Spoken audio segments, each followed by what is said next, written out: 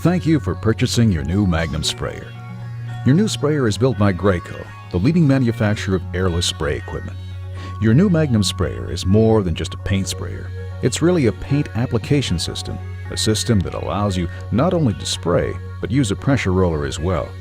We are confident that you'll find your Magnum unit easy to use, easy to clean, and easy to maintain. If you haven't had a chance to look over your new Magnum, don't worry. That's really the purpose of this video. Together, we'll go through the basic components of Magnum sprayers, how to set up your new sprayer and get you ready for painting. Of course, after you're done painting, you'll want to know how to safely shut down and clean your sprayer, and if you have the time, we've added a special section on basic troubleshooting that will help you resolve any difficulties you might experience. Also, it's important to note that before you start spraying, you should read over all safety warnings and instructions.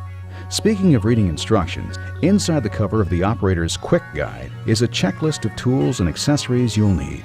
The Quick Guide can be found inside the operations kit that came with your new Magnum sprayer.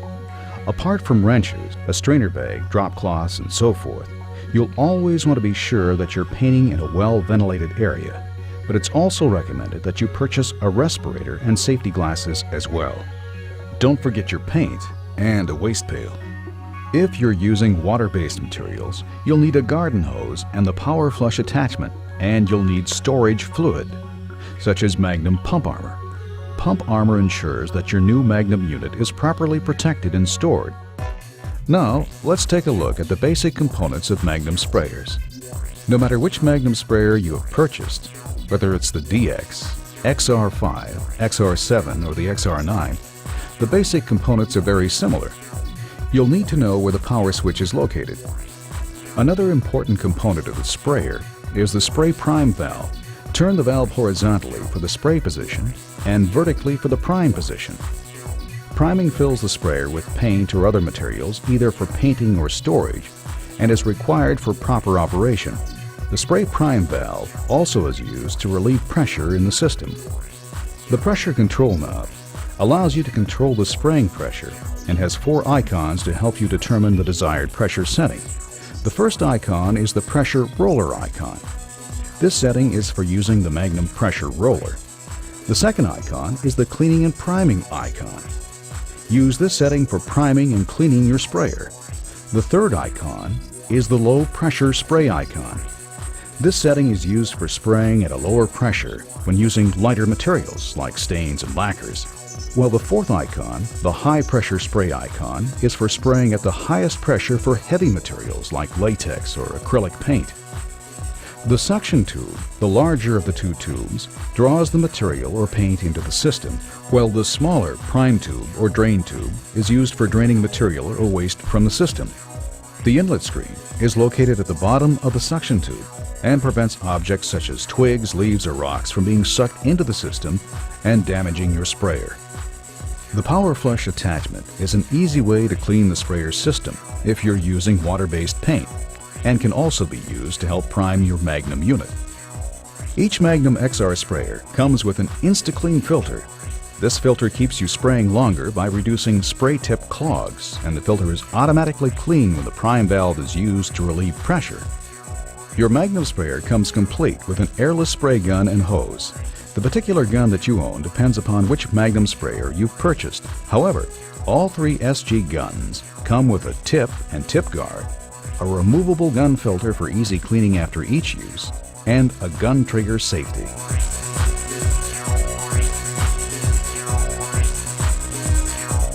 Assembling your new sprayer couldn't be easier. It's practically assembled right out of the box. The first step is to connect the hose to the sprayer at the fluid outlet. Now connect the gun to the other end of the hose to the spray gun. If the hose is already connected, make sure the connections are tight. Uncoil the hose and let it lay flat. It is natural for the hose to recoil a bit. Go ahead and unscrew the spray tip guard and assembly from the spray gun. Be sure the power switch is off, and also make sure that the pressure control knob is turned all the way left. This is the off position or minimum pressure setting. Now go ahead and plug the unit into a grounded wall outlet. Well, that's it for assembly.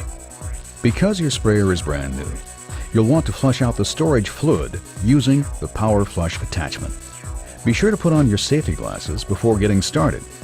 Then turn the spray prime valve to prime. Next, separate the prime tube from the suction tube and place the prime tube into a waste pail. Take the power flush attachment and screw the attachment to your garden hose and close the power flush valve. Go ahead and turn on the water to the hose. Unscrew the inlet screen from the suction tube. Screw the power flush attachment and garden hose onto the suction tube.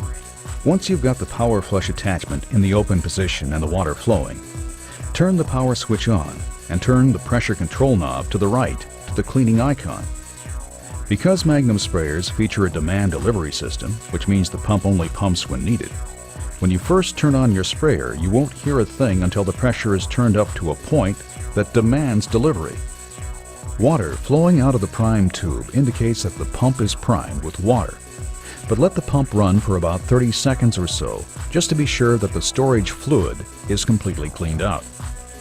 Once the storage fluid is cleaned out, turn the power switch off and turn off the water supply to the unit. If you're using a solvent-based material such as a lacquer or stain, then you will have to purge the water from the unit's system. Please see the operating instructions.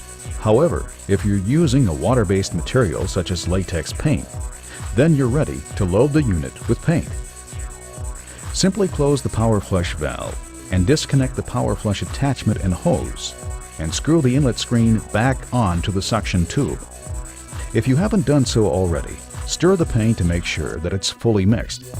Also, it's a good idea to strain your paint using a strainer bag to rid the paint of any unwanted sediments that might affect the finish and clog the spray tip. Submerge the suction tube into the paint pail with the prime tube placed into a waste pail. Turn the power switch on. The pressure control knob should still be set on the cleaning icon. This is also the setting for priming. Thus, the sprayer's motor should begin to run. When paint comes out of the prime tube, release the trigger safety on the gun and squeeze the trigger. Keep the trigger squeezed while turning the spray prime valve to the spray position. Be sure to squeeze the trigger during this step. This will ensure that pressure doesn't build up in the hose and create a splashback hazard. Again, please refer to all safety instructions and the warning sheet prior to operating your sprayer. Continue squeezing the gun trigger to pump the water out of the hose until you see paint coming out of the gun. At this point, go ahead and release the trigger and turn the gun safety on so that the trigger cannot be accidentally squeezed. The sprayer system and hose and gun are now loaded with paint, and you can now clip the prime tube back onto the suction tube. Now it's time to install the tip and tip guard. Before installing the tip and guard, double-check the safety on the gun. Screw the tip and guard assembly onto the gun and lightly tighten the retaining nut with a wrench. Be sure that the arrow-shaped handle of the spray tip is pointing forward and that it is seated completely into the housing. The arrow-shaped handle of the spray tip points forward when in the spray position and can be turned backward for unclogging the spray tip. This is why the Magnum tips are called reversible spray tips. Magnum tips can also be used to spray either horizontally or vertically, depending upon their position in the housing and your preference. When done, tighten the retaining nut with a wrench. It's important to note that for your safety, you never want to squeeze the gun trigger when the spray tip is between the spray and unclogged positions. The tip should be secure in the guard housing. Also, never put your hand in front of the tip and never point the spray gun at yourself or anyone else. High-pressure fluid can pierce the skin and cause a very serious injury. If this happens, seek immediate medical attention. Always engage the trigger safety when you're not spraying. When you're done painting, the job isn't quite finished.